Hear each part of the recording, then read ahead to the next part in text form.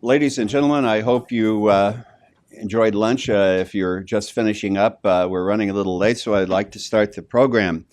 As I said, we are very honored today to have as our speaker Ambassador Gheewhan Kim, the new Consul General of the Republic of Korea in New York. This is of course, an enormous job, one of the biggest diplomatic jobs in the world. And we're delighted that such a distinguished Korean diplomat has come to us here in New York to serve. Ambassador Kim, as I said, assumed his duties as Consul General in April last month. Previously, he was Minister for Economic Affairs at the Korean Embassy in Washington, D.C. He's also worked in Seoul as Director General for Multilateral Trade in the Ministry of Foreign Affairs and Trade, where he has specifically dealt with WTO, APEC, OECD, and G20 trade matters. He has a very long resume, so I won't read the whole thing, but suffice it to say he is one of the most accomplished and knowledgeable experts on economic affairs in the Korean Foreign Service.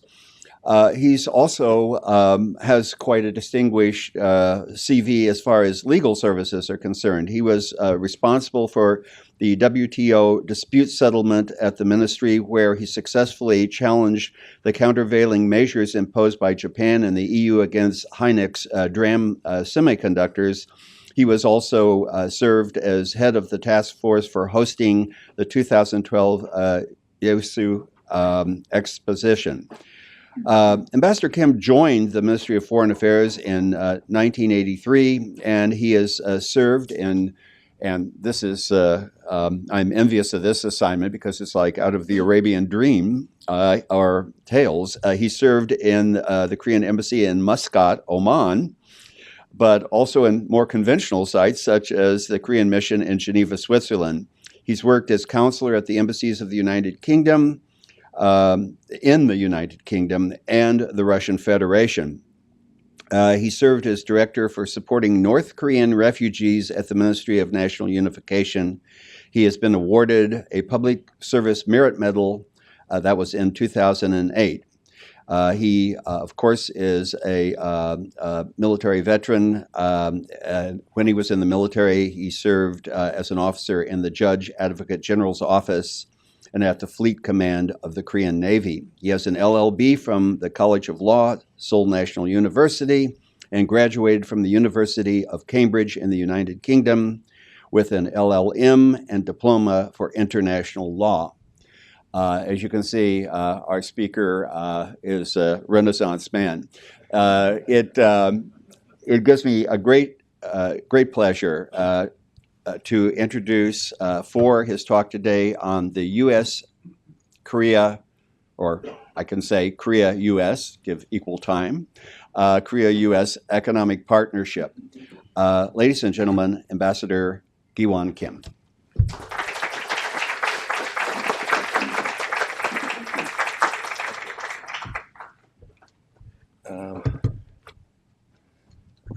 Thank you, Ambassador Minton, for your kind and detailed introduction of my career. I think sometimes some of my career I forget. Good afternoon, ladies and gentlemen. New York City is so great to work and to live in as well. And particularly so after my work experience in Washington, D.C. As a Minister for Economic Affairs, 3.5 years. So it was a great opportunity for me to extend my networking and deepen my expertise and share some perspectives with my counterparts. For example, in the government, in the State Department, National Security Council, and USTL and relevant economic departments. And the Congress is one of the important partners I partnered.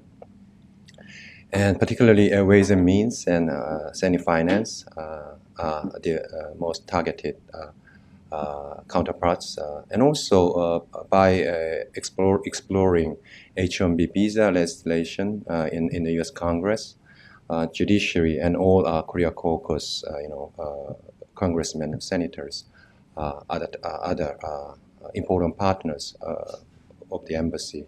So my ambassador and myself just do our role in DC, and also U.S. Chamber and AFL-CIO. So we covered quite a large group of stakeholders which work for national interest, but also international relations with Korea.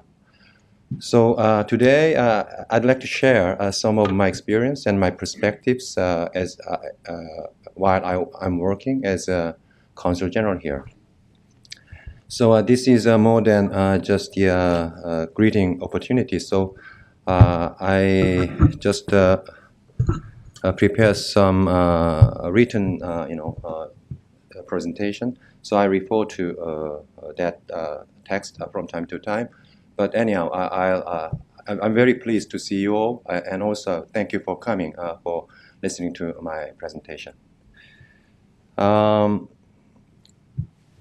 First of all, I'd like to thank Korea Society for their kind invitation to Corporate Forum. For me, it has been 1 month since I came to New York, and today's forum is my first public presentation here.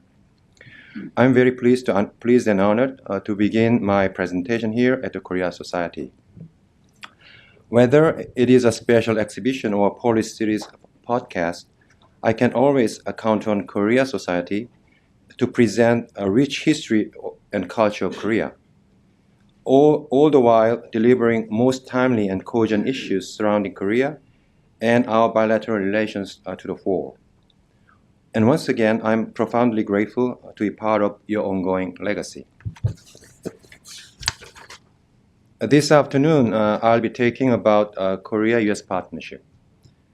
But rather than limiting my talks to bilateral relationship, I'll be taking this opportunity to discuss a broader topic of economic engagement of regional implications and the future impact this will have for all of us.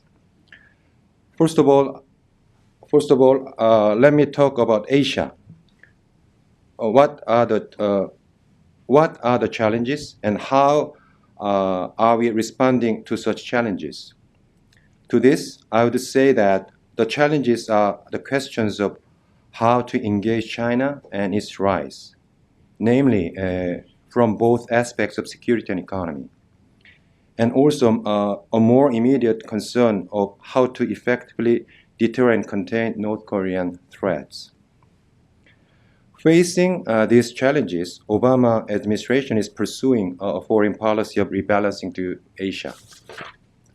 As you know, there is a mismatch between economic interdependence and multilateral political and security cooperation mechanism in Asia. We call it the Asia paradox, as you well know. On one hand, the region's economies are becoming more and more intertwined.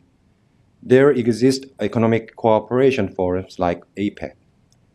On the other hand, there lacks political and security cooperation mechanisms to address security challenges. In Asia, there are no overarching security apparatus or architecture in the region like Europe's Organization for Security and Cooperation in Europe. We call it OSCE. With that in mind, the rebalancing policy is being implemented in a two-track approach. One is to build robust security apparatus through active and interlocking defense alliances to augment defense postures of the United States and our allies. The United States military has extended its military presence in Australia. The expansion of defense cooperation between the United States and Japan is underway. And the other is establishing regional economic integration, namely through Trans-Pacific Partnership Agreement, TPP we call, It would serve as a framework for shared prosperity and set high standards for trade and investment among Pacific Rim countries. The TPP is a mega FTA that is designed to foster economic integration among 12 economies. Japan is the key ingredient in this mix, in which all 12 economies combined would amount for 40% of world's economy. Such a deal would surely counterbalance China's increasing economic dominance in the region. Against this backdrop, this year is the year of Asia, especially for the Obama administration. The heads of government from Japan, Indonesia, Korea, and China are invited to Washington for summit meeting this year. This is the first time the key Asian leaders are invited for a series of summit meetings.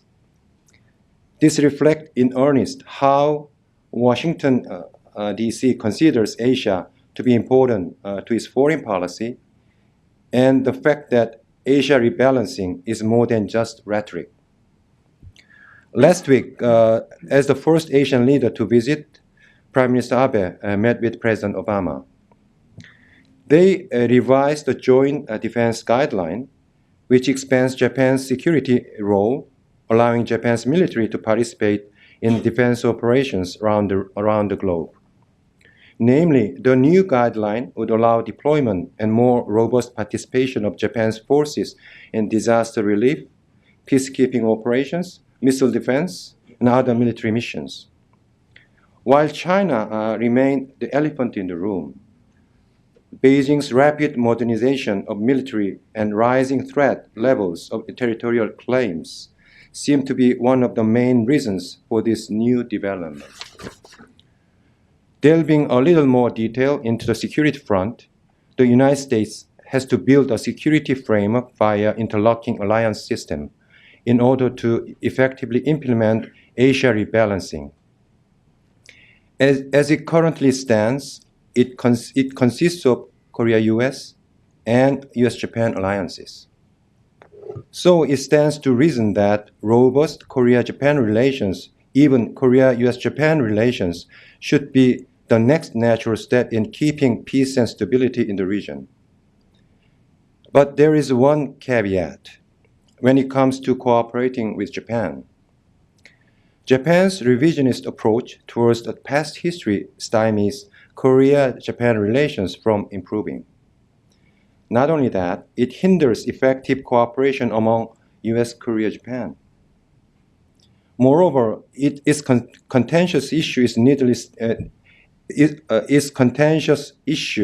is needlessly antagonizing others, particularly China, and further isolating Japan from the region. In the long run, what seems to me as a short-sighted insistency on the part of Abe government has to be changed and should take the path toward reconciliation and cooperation based on a correct view of history while facing its history of colonial rule and aggression, as well as flagrant violations of human rights, such as human rights violations against sexual slavery victims drafted by its imperial army during World War II.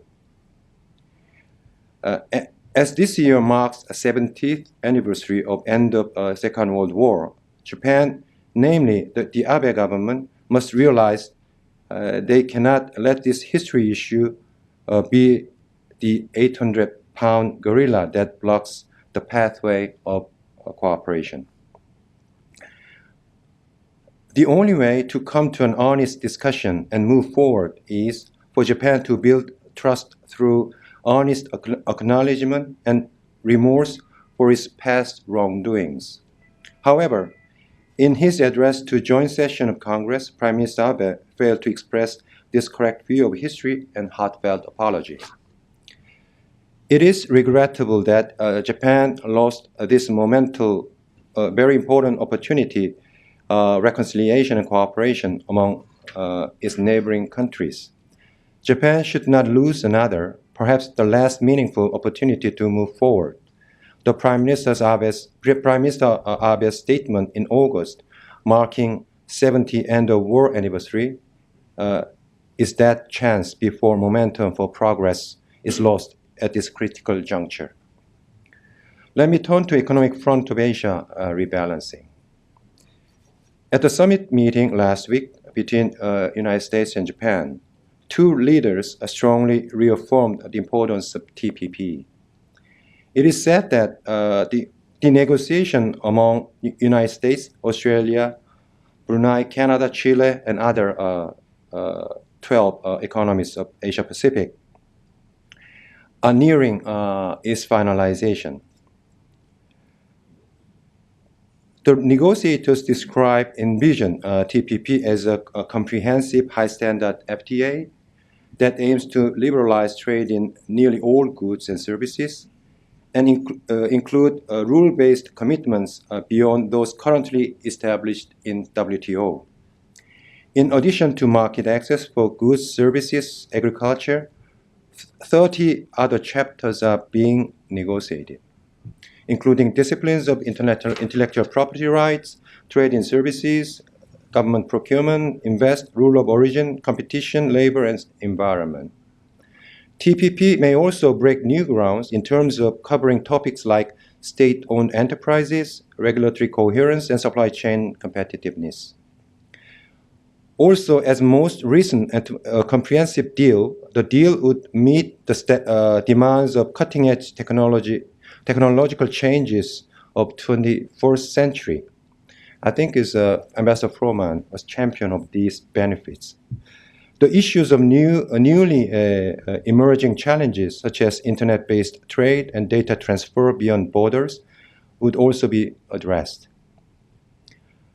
With the aims of strengthening and deepening trade and investment ties, setting high standard, rule-based economic framework in the region, TPP is a vital component in the U.S. rebalancing toward Asia, particularly when joined by Japan, the world's third largest economy. I think Prime Minister Abe pointed out the importance of TPP in his joint session speech. He considered this TPP instrument just more than economical. It's a strategic. It's in that regard security. TPP is more than economical. One such a framework is a fait accompli. It would galvanize discussions on the Korea-China-Japan FTA while stimulating engagement with China.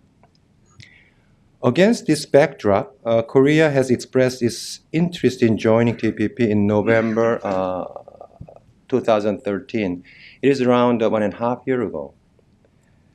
Korea is an emerging FTA hub in Asia. Korea has agreements with 52 nations, notably with United States and EU, and is about to sign one with China.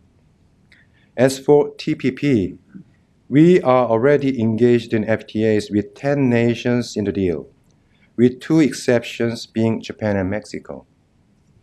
In a sense, by joining TPP, Korea will effectively be in a trade agreement with Japan, which will draw large attention. This is also a great opportunity for Japan and Korea to talk to each other, discuss important things for themselves and for the region.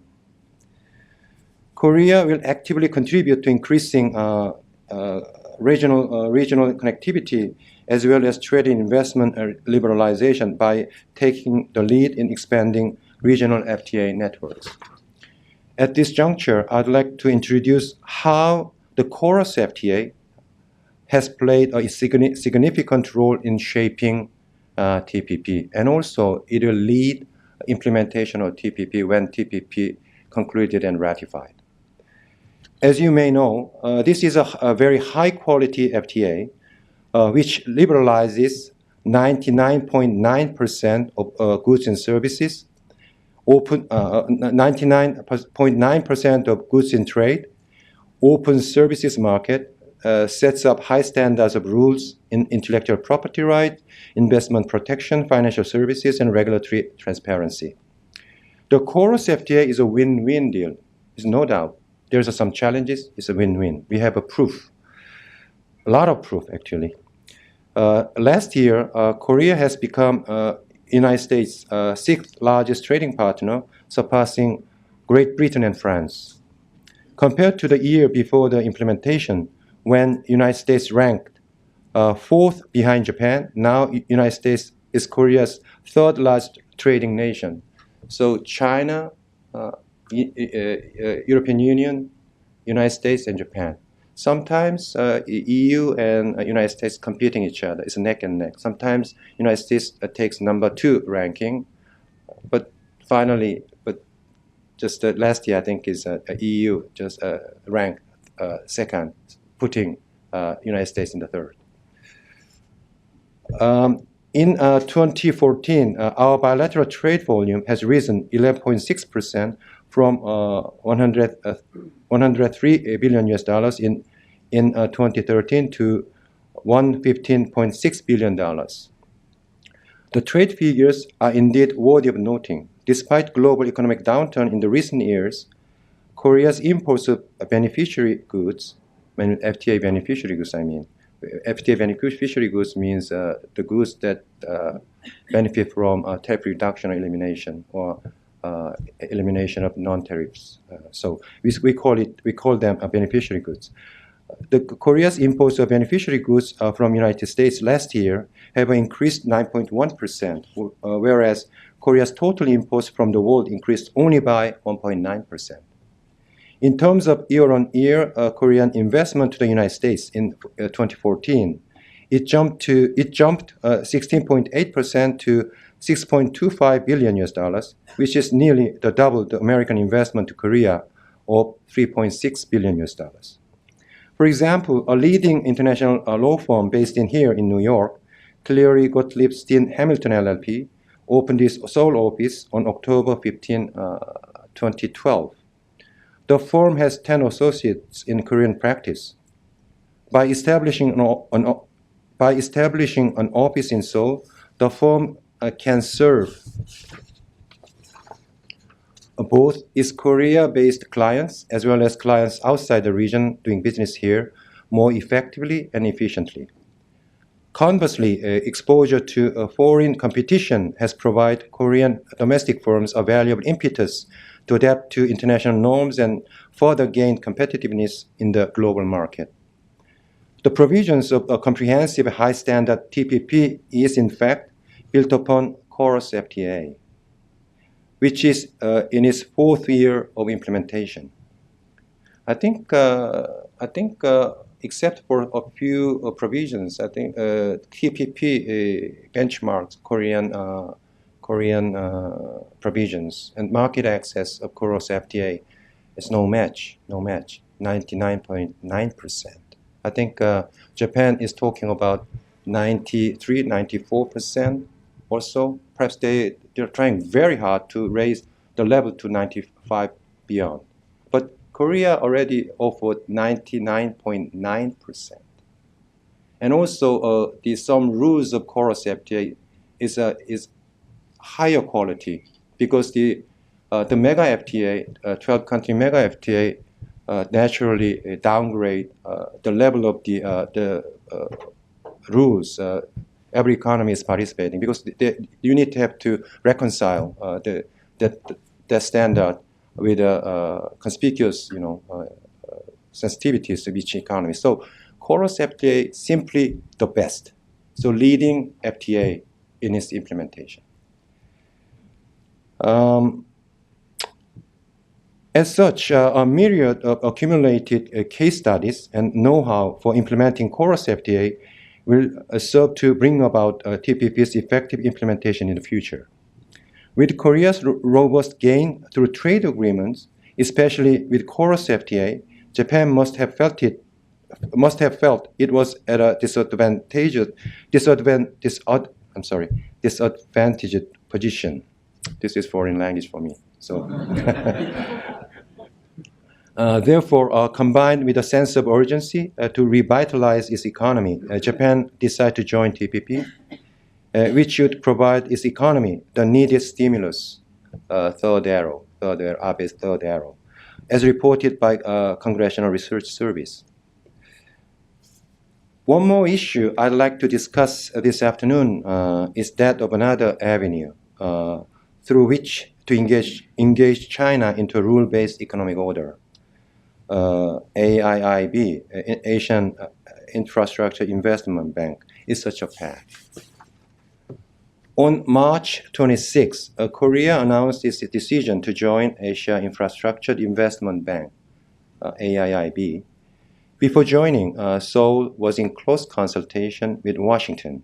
I was there. I was actually meeting with my colleagues in NSC and State, and so I just reported our consultation with my colleagues. It was very close consultation.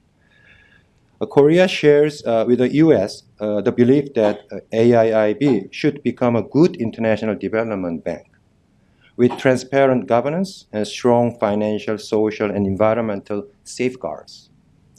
Korea has been working closely with the United States and Australia to influence AIIB to adopt best practices and transparent governance. As a result, AIIB's governance has improved, still improving, as it was once criticized for being woefully short on detail, to quote from Wall Street Journal. Korea will continue such efforts for AIIB with like-minded member countries such as Britain, France, Germany, and Australia. We will be one of active driving force for the development bank to emerge as a good multilateral institution with high standards of governance, transparency, addressing development needs. This way, this will allow China to be engaged in a rule-based economic order. With all that's been said so far, America's rebalance to Asia, Korea-U.S. Japan relations, TPP, KORUS FTA, and AIIB. I think I skipped the third issue in Korea, but I'll give some different perspectives on this issue. This is not properly presented in a Korean newspaper. But actually, third issue is a very important issue. But by intention, I omitted that issue because it's compared with this issue, this is a more like over technical nature. Even though we agree on the importance of that countering North Korean threats, but this is sometimes big issues, but sometimes includes some technical issues. So that's why I don't want to look to technicalities, even though we agree on importance of that important issue.